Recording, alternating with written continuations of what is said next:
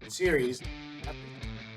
As long as they keep playing teams like they're playing, you keep playing teams like the A's and the Angels, you're not going to have to put up a ton of runs.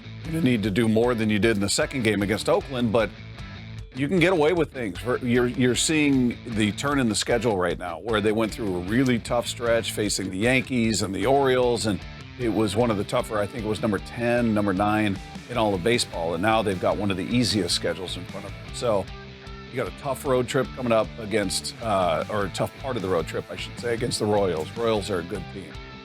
So we'll see what they can get done there. But then you got 4 against the White Sox, who, as we tape this, have lost 13 in a row. They've lost 13 in a row. They are a disaster. So you go in expecting to take 3 of 4 against a team like that. How much are you willing to give up? Are we talking about top shelf talent? Are we talking about they go after, hypothetically, even though the GM said they're not available, Bo Bichette or Vlad Jr. or Pete Alonso or Luis Robert, any of these names we've heard? To get something good, you got to give up something good. And prospects are exactly that. They're prospects. I mean, you got a guy on your team now in Victor Robles, who was a top 10 prospect coming into all of baseball. He was coming in with a ton of hype, and now look at him. He never lived up to it, and he's more the norm.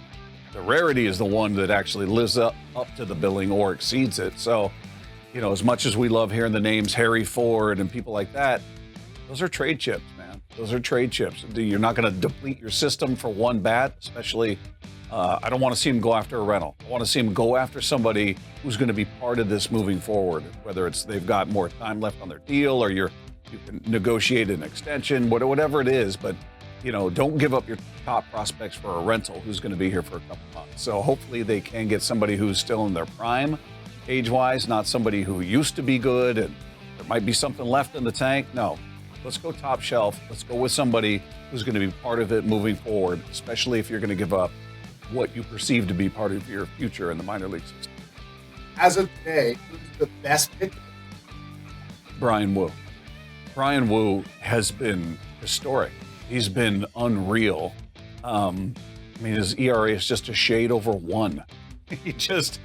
Watching what he does out there, and he's got such easy heat. His mechanics look spectacular. I know they're baby stepping him. They're really keeping an eye on that pitch count, which they should do. They want him for the rest of the season. He didn't really have spring. Obviously, didn't get started until way late in the season. So you need him. You need him to be healthy. And if we're just talking about who these guys are right now, he is your best pitcher. And what do you want to see over there? I get a little more consistency in the offense. I mean, we saw it in the Angels series, but the Angels are a bad team, and they were able to light up the scoreboard, and put up some runs that we hadn't seen. Slowed down in Oakland, but they took the series. That's 11 series out of their last 15 that they've taken. So, just get some confidence. Mitch Garver had a great day in the finale against the A's. Hopefully that can carry over. We saw Julio go deep for the 5th time in the second game. Hits a fastball 102.5 miles per hour over dead center. Maybe that gets his power going. So just need to see that consistency. We've talked about it every week. Every week we've talked about runners in scoring position. When you get guys on base, you got to find a way to push runs across. So if they can continue to improve on that, the schedule sets up nicely.